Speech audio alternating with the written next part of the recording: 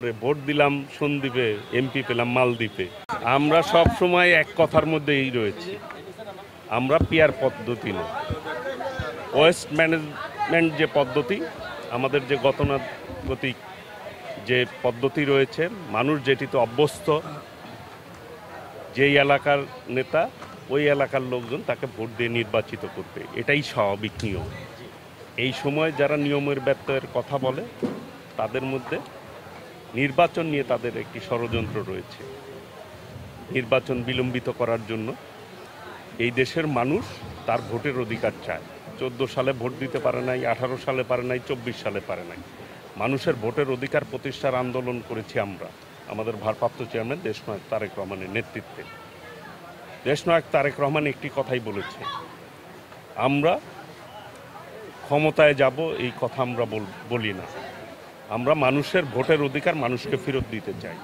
মানুষ তার প্রতিনিধি নির্বাচন করবে, দেশের মালিক হচ্ছে এই দেশের জনগণ, জনগণ ঠিক করবে এই দেশকে পরিচালনা করবে। আমরা জনগণের উপরে ছেড়ে দেওয়ার উপরে বিশ্বাসী। জনগণ সকল সময় সঠিক সিদ্ধান্ত নিয়েছে, আগামী দিনে উনি না সবাই পিয়ার পদ্ধতির কথা বলছে না।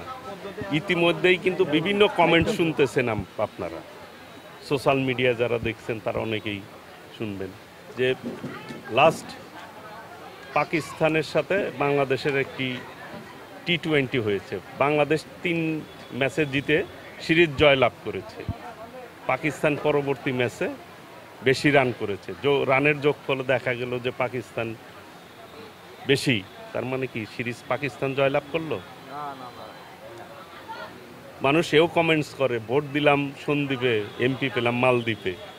এখন ভোট দিবেন আপনি টাঙ্গাইল, এমপি পাইবেন নোয়াখালী, তাহলে কি হবে? টাঙ্গাইলের মানুষ সম্পর্কে টাঙ্গাইলের মানুষেরই জানতে হবে।